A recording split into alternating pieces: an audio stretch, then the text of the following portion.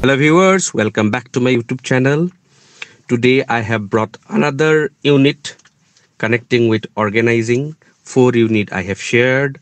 Hope it has given certain benefit to you all. Okay, today in this video we will discuss about unit 5 organizing. Before going to the question, I request everyone to share my video among others. Okay, let's start.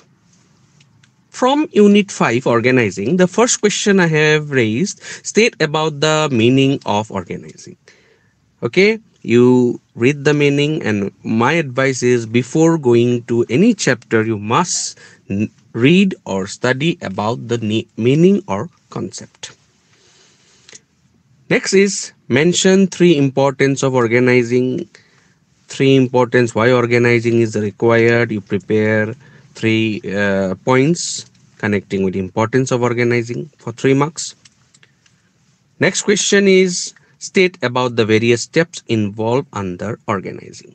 Okay, organizing include 4 steps. You prepare those 4 steps properly. If you write the steps, then only you will get marks, and you have to explain if it comes for 4 marks. If the question comes for 2 marks, thus you need to note your the heading or the main points. Next question, state about the 2 categories of organizing. Organizing or organization is categorized into 2 categories. One is formal organization and another is informal organization. Students generally get confused because the question may come in either way also. State 2 form of organizing structure. If the question come organizing structure, then you have to write about functional and divisional organization structure.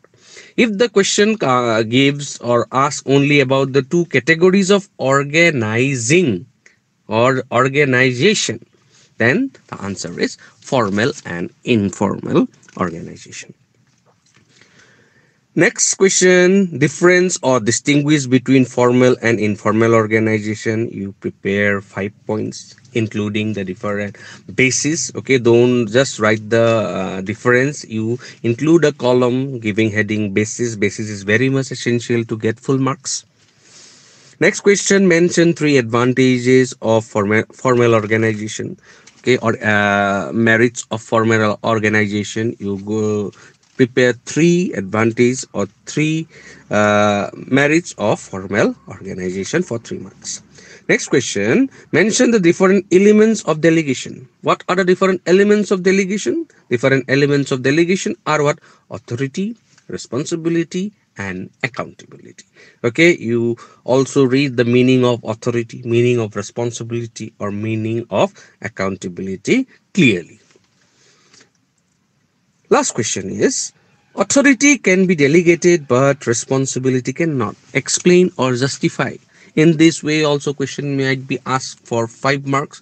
Okay, you have to prepare a good answer connecting with why authority can be delegated and why responsibility cannot. Prepare a good note of it and get ready for your exam. Stay tuned with my channel. Thank you.